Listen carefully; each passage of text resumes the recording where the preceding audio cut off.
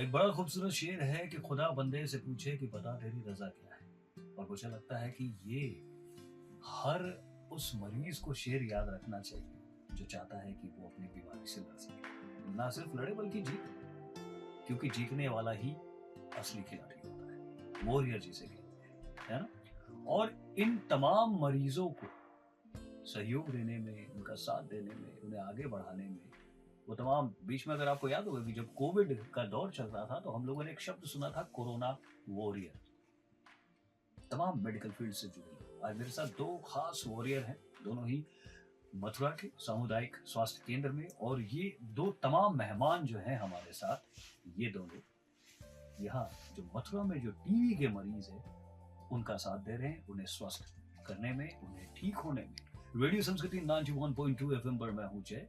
हमारे साथ आज राहुल जी और साथ ही मुकेश जी। आप दोनों का बहुत-बहुत स्वागत रेडियो संस्कृति 91.2 एफएम पर।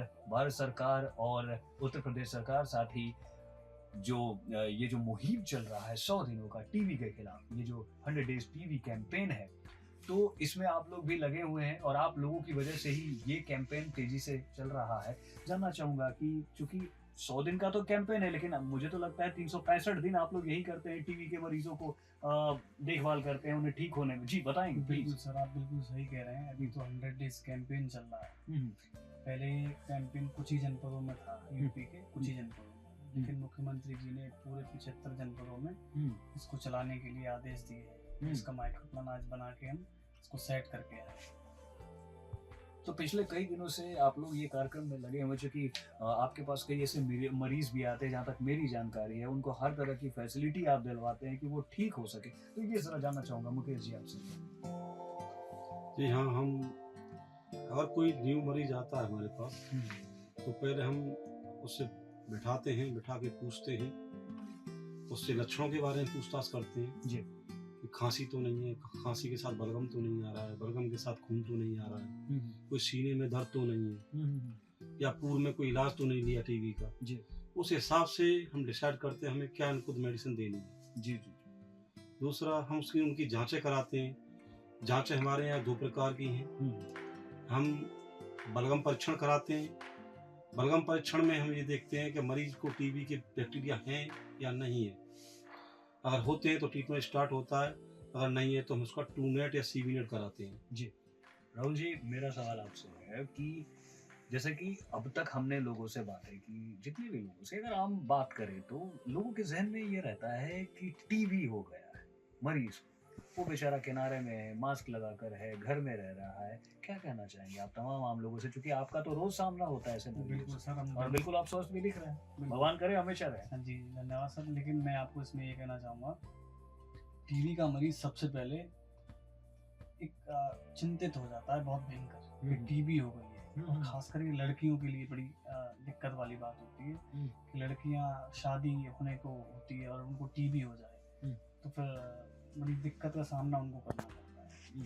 तो टीबी से डरने की कोई बिल्कुल भी ज़रूरत नहीं है। किसी भी मरीज को, किसी को भी टीबी हो सकती है, तो टीबी से बिल्कुल भी ना डरा जाए, जी, जी। क्योंकि इसका पूर्णतः इलाज है। हुँ, 6 महीने में बिल्कुल आदमी अगर लगातार दवा खा ले, तो 6 महीने में बिल्कुल स्वस्थ हो जाता है टीबी पेशेंट। अगर वो 6 महीने दवा ना खाए, इंटरप्शन करके दवा खाए, दवा में इंटरप्ट करे बार-बार, तो फिर वो एमडीआर का पेशेंट बनने में उसको फिर देर नहीं लगती है। इसीलिए हम सारे मरीजों से ये कहते हैं कि आप 6 महीने आपको दवा खानी है विदाउट एनी गैप। तो 6 महीने दवा खाएँ, बिल्कुल स्वस्थ हो जाते हैं सर। कि ज़्यादातर मैंने ऐसे केसेज़ मैंने देखे हैं हमारे पास, टीबी का कोई पेशेंट आया, तो उसको इतना वो कर दिया जाता है कि पेशेंट भटक जाता है अपने इलाज से कि आप गवर्नमेंट हॉस्पिटल में ना दिखाएं, आप प्राइवेट में दिखाएं।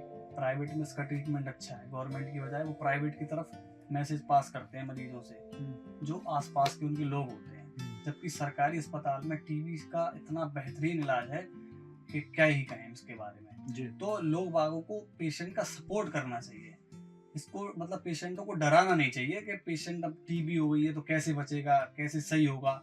ये क्योंकि ये लाइलाज बीमारी अब है नहीं, क्योंकि अब इतनी सारी जांचें, इतनी सारी सुविधाएं, दवाइयां बहुत अच्छी, और आपका न्यू पेशेंट है उसकी दवाइयां अलग हैं, एमडीआर पेशेंट की बहुत अच्छी दवाएं आ रही हैं। तो प्लीज मेरा सबसे यही निवेदन है कि पेशेंट को गुमराह ना किया जाए, उसको उसका सहयोग किया जाए कि भाई आप गवर्नमेंट हॉस्पिटल में जाइए, वहाँ का इलाज बहुत अच्छा है, पेशेंट को दवा मुफ्त मिलती है, दवा के साथ साथ 500 रुपये पहले मिलते थे, अब 1000 रुपये कर दिए हैं सरकार ने, वो भी मिल रहे हैं, दवा भी फ्री मिल रही है, सारी जांचें भी फ्री हो रही हैं, और पेशेंट अगर 6 महीने दवा खाता है तो बिल्कुल ठीक हो जाता जी। है। उस पेशेंट को MDR ना होने दिया जाए, जी उसको भटकाया ना जाए। सर मेरा ये आपके चैनल के माध्यम से अनुरोध है कि पेशेंट भटके ना, वो लगातार अपना 6 महीने इलाज पूरा करे।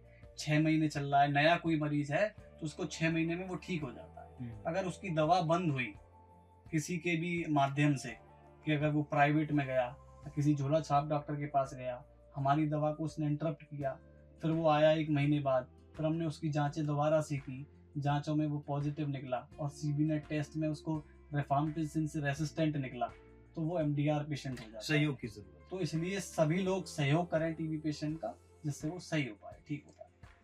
सुना आपने, सहयोग की जरूरत है, और सबसे बड़ी बात यह है कि पॉजिटिव वे की जरूरत है। रोग किसी को भी हो सकता है, रोगी कोई भी हो सकता है, लेकिन रोगी से नहीं, रोग से लड़ने की जरूरत है। रोगी को सहयोग करने की जरूरत है, सही दिशा निर्देश देने की जरूरत है।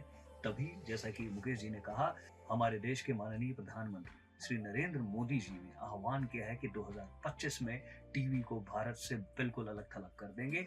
इस बीमारी से हर किसी को निजात दिलाना है, और इसके लिए जरूरी है कि हम सब हमेशा सतर्क रहे और साथ ही एक अच्छी सोच रखें, और हमारे आसपास कोई भी ऐसा मरीज है तो उसे प्राथमिक स्वास्थ्य केंद्र ले जाएं, क्योंकि वहां पर सारी सुविधाएं हैं। और सबसे बड़ी बात यह है कि रोगी को डरने की जरूरत नहीं है, उसे भी अपने बारे में सारी बात बताने की जरूरत है। और हाँ, परहेज जरूर रखें।